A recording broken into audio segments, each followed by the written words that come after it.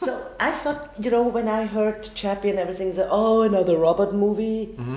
No, it's not another. It's really a different robot movie, I have to say. Good. And he's even cute. Mm-hmm. Why did you want to tell that story? I mean, why? Well, the core thing underneath the movie is really is the idea of what the soul is and what consciousness is. And you know, I think that when consciousnesses like children or animals are born into the world, they're pure and they're innocent, and the world jades them and turns them into something else. And so if you think about it, the best way to show that is a childlike, you know, cute character. And that's what Chappie is. He represents all of the good and not all of the bad. And also, I mean, whoever had a rap robot, you know, when he had the chains on, the golden chains, and he looked so cute, you know.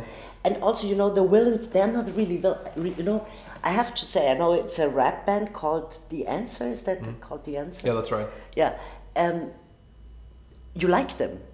I somehow like them, you know. You think, okay, they break the rules and what, but they have a reason why they break the rules. Did you know them before the movie? No, but thanks to you now I know them, and I like the music also. Yeah, I mean, I saw them in about 2010, and I think that they are musicians, but I think that they're more than that. I think that they're artists that create this whole world around them.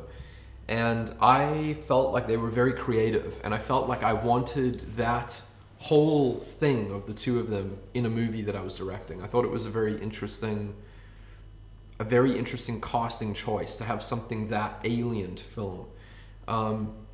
So, you know, they were the first idea I came up with. The first idea was I want them to raise a baby robot. But also, they're like natural born actors. You know, I wouldn't have thought they're not musicians. I mean, they're artists altogether, but still, they have a strong presence. Well, the thing that made me know that everything would work was the fact that I think they are kind of mesmerizing. That they had never acted in anything, but I knew that they were performers that people find very intriguing. So whether you love them or you hate them, you kind of have to watch them. You can't take your eyes off of them. And I knew that meant that that cinema goers would at least be intrigued by them. And then when I started directing them, I actually figured out that they actually can act. They can deliver lines. So then you have the best of both worlds. Is that the way they really look like, or did you style them for the movie? No, it's exactly how they look. I mean, if anything, I probably pulled their style back maybe by 10%. I mean, they're probably a little bit more crazy than the movie. Wow, and you shot again in Joburg, and you find these amazing locations, and it seems like, is it easy to find these locations or hard? Well, because they're amazing. Some of those locations I've wanted to shoot in since I was a kid. Like the tall cylindrical tower that they go into. When I lived there, that area, that was a no-go zone. Like, police wouldn't go in there unless they had like 10 cops or more. Like, 2 cops would never go in there. They'd just get killed and thrown down the middle of it. Seriously, it was the center of crime. So my whole life living there, I could never go into that building, but I loved the building. So I knew I wanted to do that. And then the building that is Dianfuit's lair, their den that they live in, that deactivated power station, I discovered that when I was a kid too, and I always wanted to shoot in there as well. And when we finished shooting, when we left, 2 weeks later, that whole building fell over on its own. You're kidding me. Killed 3 people. Yeah. Because you ruined it. No. Because the impoverished guys in Soweto were cutting metal out of it for 15 years. And then we stopped them and we filmed for a month. And then when we left, they went back and they just cut the final beam and the whole thing just collapsed on them. But did you give them money in order because they had to stop their work? So you for the month? Yes. Yeah, I think we did. At first we put up a fence to just stop them taking metal out of the building, and they stabbed one of our security guards in the face. And then I think we tried to give them some cash and stuff, and yeah. It's so interesting because I do the interview for Holland and Switzerland.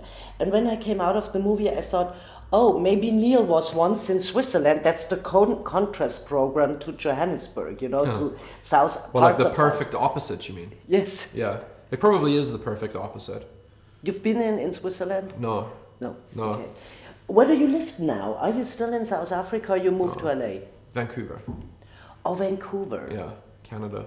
Why Vancouver and not LA? I like LA. The problem with LA is the film industry is there.